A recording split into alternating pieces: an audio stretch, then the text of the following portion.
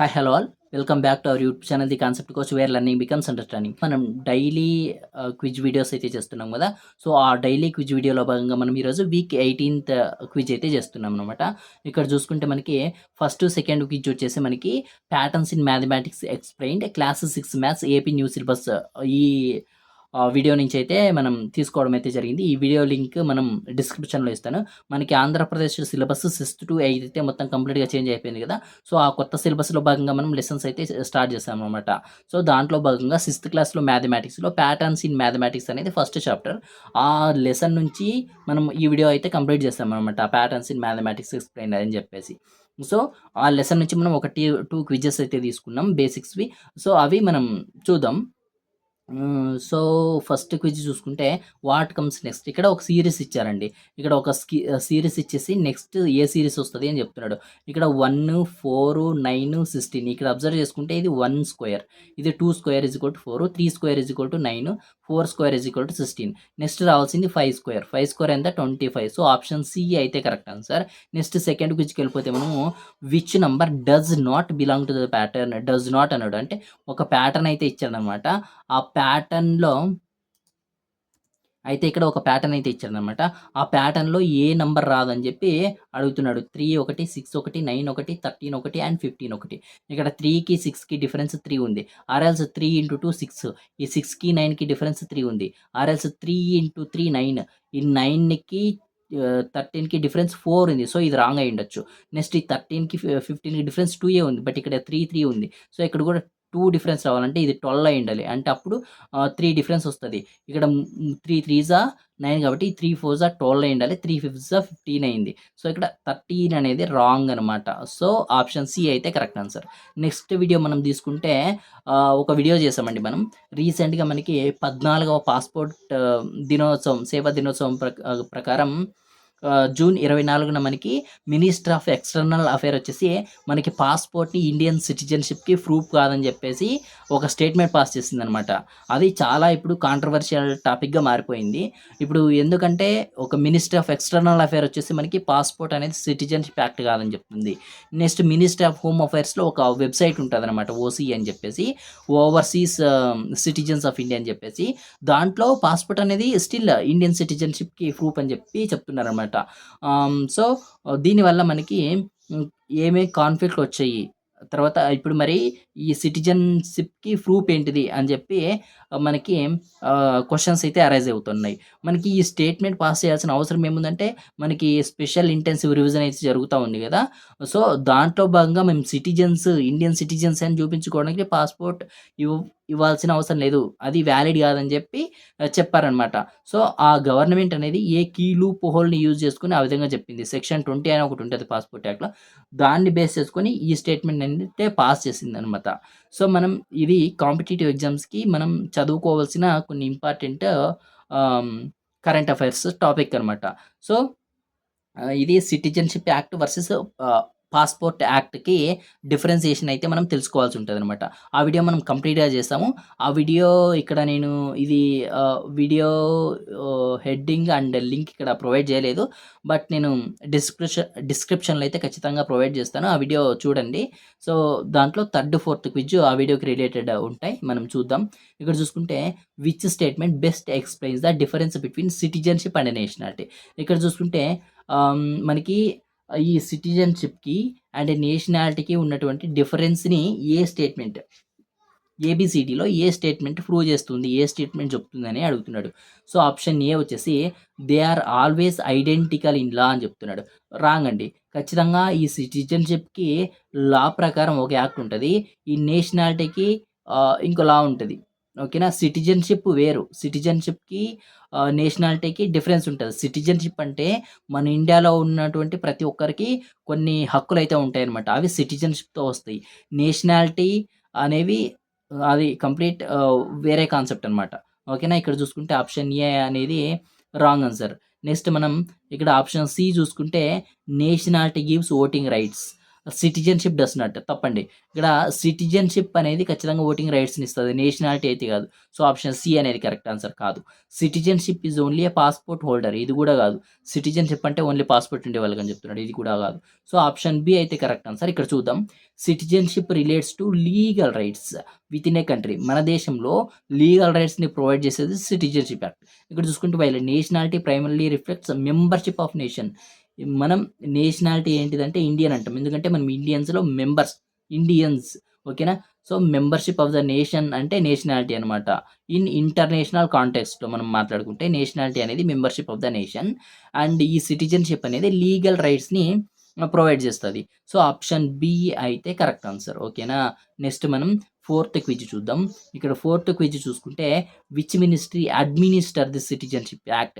Citizenship act ఏ ministry అండర్‌లో వస్తది అంటే దానికి మినిస్ట్రీ ఆఫ్ హోమ్ అఫైర్స్ కిందకైతే ఇది మనకి సిటిజన్‌షిప్ యాక్ట్ అయితే వస్తదండి. So, option B correct answer. ఇక్కడ చూసుకుంటే మనకి ఇది మినిస్ట్రీ ఆఫ్ ఎక్స్టర్నల్ అఫైర్ వచ్చేసి మనకి పాస్‌పోర్ట్ యాక్ట్ ఏదైతే ఉంటదో అది మనకి మినిస్ట్రీ ఆఫ్ ఎక్స్టర్నల్ అఫైర్ కిందకొస్తది. ఓకేనా. అందుకనే గదా ఈ పాస్‌పోర్ట్ అనేది ఇండియన్ సిటిజన్‌షిప్‌కి ప్రూఫ్ కాదని జెప్పేసి మినిస్ట్రీ ఆఫ్ ఎక్స్టర్నల్ అఫైరే స్టేట్‌మెంట్ పాస్ చేసింది. మినిస్ట్రీ ఆఫ్ హోమ్ అఫైర్స్ అయితే కాదు. ఓకేనా.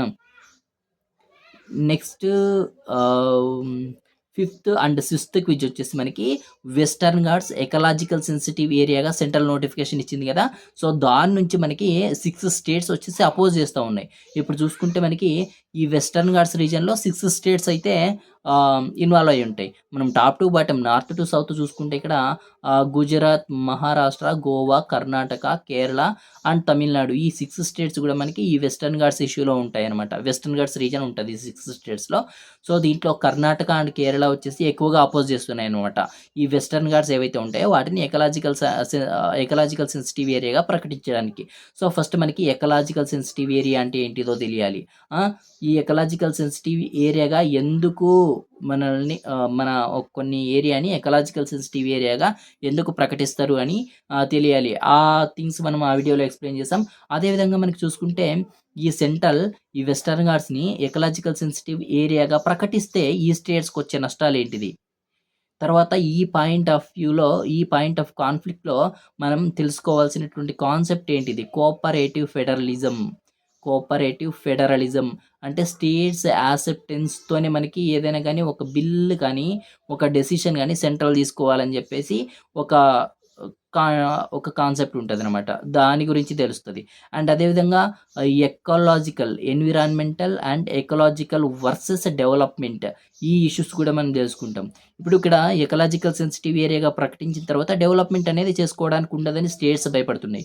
బట్ ఇక్కడ ఎన్విరాన్మెంట్‌ని కాపాడుకోవాలని చెప్పేసి సెంట్రల్ పాయింట్ ఆఫ్ వ్యూ అనమాట. ఇట్లాంటి టాపిక్స్ అన్నీ కూడా మనం ఆ వీడియోలో అయితే డిస్కస్ చేసుకున్నాం అనమాట. డీప్‌గా జస్ట్ ఒక 10 మినిట్స్ వీడియోనో ఎంతో ఉంటది. 10-15 మినిట్స్ వీడియో ఎంతో ఉంటది. సో, ఖచ్చితంగా ఆ వీడియో మనకి కాంపిటీటివ్ ఎగ్జామ్స్‌కి వెరీ ఇంపార్టెంట్ అనమాట. Environment and ecology point of వ్యూలో అండ్ పాలిటీ పాయింట్ ఆఫ్ వ్యూలో కూడా, గవర్నెన్స్ పాయింట్ ఆఫ్ వ్యూలో కూడా. సో, ఆహ్, దాని గురించి మనకిప్పుడు ఫిఫ్త్ అండ్ సిక్స్త్ క్విజ్ అయితే మనం చేసాం. అండ్ చెప్పడం మర్చిపోయా ఇదే వీడియోలో మనకి కొన్ని కమిటీస్ ఉంటాయన్నమాట. అంటే ఈ వెస్టర్న్ ఘాట్స్‌కి ఈఎస్ఐగా ప్రకటించాలని కొన్ని కమిటీస్ ఉంటాయి. ఒకటి గాడ్గిల్ కమిటీ, ఇంకోటి కస్తూరి రంగన్ కమిటీ అని చెప్పేసి. ఈ కమిటీస్‌కి ఉన్నటువంటి డిఫరెన్స్ ఏంటి? తర్వాత ఈ సెంట్రల్ ఈ ఈఎస్ఐగా ప్రకటించడానికి ఒక టూల్ ఉంటది. ఎన్వైర్మెంటల్ ప్రొటెక్షన్ యాక్ట్ అని చెప్పేసి. ఈపీఐ ఎన్విరాన్మెంటల్ ప్రొటెక్షన్ యాక్ట్ అనేసి ఇంకొకటి ఉంటదనమాట. వాటి గురించి కూడా మనం ఆ వీడియోలో డిస్కస్ చేసాం. సో, మనం లేట్ చేయకుండా ఫిఫ్త్ క్విజ్‌కెళ్ళిపోతే ఇక్కడ which committee recommends more balanced approach by limiting ESA mainly to natural landscape. మనం కాంపిటీటివ్ ఎగ్జామ్స్‌కి ఎప్పుడు ప్రిపేర్ అయినా మనం క్వెషన్‌లో కొన్ని ఏదైనా పీవైక్యూస్ గాని అలాంటివి సాల్వ్ చేసేటప్పుడు ఇలాంటి కీవర్డ్స్‌ని పట్టుకోవాలి. ఇక్కడ మెయిన్‌లీ టు న్యాచురల్ ల్యాండ్‌స్కేప్స్ అంటే న్యాచురల్ ల్యాండ్‌స్కేప్స్ కాకుండా ఇంకొకటి ఏవో ఉన్నాయి వెస్టర్న్ ఘాట్స్‌లో అనేదైతే మనకు అప్పుడు ఒక ఒక ఆలోచన అయితే రావాలి. అప్పుడే తెలుస్తది మనకి వెస్టర్న్ ఘాట్స్‌లో ల్యాండ్‌స్కేప్స్‌ని గాకుండా న్యాచురల్ ల్యాండ్‌స్కేప్స్‌ని గాకుండా ఆహ్, ఏంటిది కల్చరల్ ల్యాండ్‌స్కేప్స్, కల్చరల్ ల్యాండ్‌స్కేప్స్ గూడా ఉన్నాయి. ఈ cultural landscapes, natural landscapes divide చేసింది ఒక కమిటీ. ఈ కల్చరల్ ల్యాండ్‌స్కేప్స్ అండ్ న్యాచురల్ ల్యాండ్‌స్కేప్స్‌గా డివైడ్ చేసింది ఒక కమిటీ. అండ్ ఆ కమిటీ బ్యాలెన్స్‌డ్ అప్రోచ్ ఇచ్చిందంట. లిమిటింగ్ ఏఎస్ఏ అంటే ఈ ఎకలాజికల్ సెన్సిటివ్ ఏరియాని లిమిట్ చేస్తూ ఆ కమిటీ ఏంటిది అని అడుగుతున్నాడు. సో దీనికి కరెక్ట్ ఆన్సర్ బి అనమాట, కస్తూరి రంగన్ కమిటీ. మనకు చూసుకుంటే ఈ గాడ్గిల్ కమిటీ అనేది ఎంటైర్ వెస్టర్న్ ఘాట్స్ని కూడా ఈఎస్ఐగా ప్రకటించాలని చెప్పేసింది. ఇది only environmental, ecological and environmental point of వ్యూలోనే మాట్లాడేసింది. మనకి ఈ కస్తూరి రంగన్ కమిటీ ఏదైతే ఉందో ఇది environment plus development more balanced approach ఇచ్చిందనమాట. కాబట్టి ఈ గాడ్గిల్ కమిటీని అన్ని స్టేట్స్ అపోజ్ చేసేసాయి. ఓన్లీ ఎన్విరాన్మెంట్ అంటే మేము ఎప్పుడు డెవలప్మెంట్ చేసుకోవాలని చెప్పేసి కొన్ని స్టేట్స్ అయితే అపోజ్ చేశాయి. ఈ కస్తూరి రంగన్ కమిటీ డెవలప్మెంట్ కూడా చేసుకోండి, ఓన్లీ న్యాచురల్ ల్యాండ్స్కేప్స్ మాత్రమే మనం ఈఎస్ఏగా ప్రకటిద్దామని చెప్పింది. సో ఇక్కడ ఈ గాడ్గిల్ కమిటీ ఫుల్ వెస్టర్న్ ఘాట్స్ని ఈఎస్ఏగా చేయమంటే ఈ కస్తూరి రంగన్ కమిటీ ఓన్లీ 37% మాత్రమే ఏరియాని మాత్రమే మనకి ఈఎస్ఏగా చేయాలని చెప్పేసి రిపోర్ట్స్ అయితే ఇచ్చిందనమాట. సో నెక్స్ట్ చూసుకుంటే 6th quiz, which event occurred first. ఇక్కడ 6th క్విజ్లో విచ్ ఈవెంట్ అక్కర్డ్ ఫస్ట్, ఇక్కడ కొన్ని ఈవెంట్స్ అయితే ఇచ్చారు, దీంట్లో ఏవేవి ఫస్ట్ జరిగాయని చెప్తున్నాడు. సో మనం చూసుకుంటే ఇక్కడ ఫస్ట్ జరిగింది గాడ్గిల్ కమిటీ. ఇది మనకి 2011లో వచ్చింది. సో ఇది మనకి ఎంటైర్ వెస్టర్న్ ఘాట్స్ని ఈఎస్ఐగా ప్రకటించాలని చెప్పింది కాబట్టి అన్ని స్టేట్స్ సపోజ్ చేస్తాయి. నెక్స్ట్ గవర్నమెంట్ వెంటనే కస్తూరి రంగన్ రిపోర్ట్ని ఫామ్ చేసింది. ఇది 2013లో ఇది రిపోర్ట్ ఇచ్చింది. దీని ప్రకారం 37% ఆఫ్ వెస్టర్న్ ఘాట్స్ మనకి ఈఎస్ఐగా చేయాలని చెప్పింది. సో ఇది అయిన తర్వాత మనకి ఫస్ట్ డ్రాఫ్ట్ వచ్చిందనమాట. ఫస్ట్ డ్రాఫ్ట్ 2014లో రిలీజ్ చేశారు. నెక్స్ట్ 2014 నుంచి మనకి 2025 వరకు 5 రివిజన్స్ అయితే అయ్యాయి, 5 డ్రాప్స్ వచ్చాయి అనమాట. సెంట్రల్కి స్టేట్మెంట్కి ఆర్గ్యూలు జరిగే ప్రాసెస్లో. నెక్స్ట్ మనకి 6th డ్రాఫ్ట్ ఇప్పుడు కరెంట్ ఏదైతే జరుగుతూ ఉందో అది 6th డ్రాఫ్ట్ అనమాట, ఫైనలైజ్ కావస్తుంది. సో మనం చూసుకుంటే విచ్ ఈవెంట్ అక్కర్డ్ ఫస్ట్ అంటే Gadgil committee report, option C అయితే కరెక్ట్ ఆన్సర్. సో ఈ క్విజ్లో ఏదైనా కంటెంట్ ఉంది అనుకుంటే, ఈ క్విజ్లో కంటెంట్ నచ్చితే మన వీడియోని లైక్ చేసి సబ్స్క్రైబ్ చేసి షేర్ చేయండి. అదేవిధంగా మనకి ఈ క్విజ్లో ఏదైనా డౌట్ ఉంటే ఖచ్చితంగా కామెంట్ చేయండి, నేను ప్రతి కామెంట్కి రిప్లై ఇస్తాను. థ్యాంక్ యూ ఆల్, మీ పవన్ కుమార్.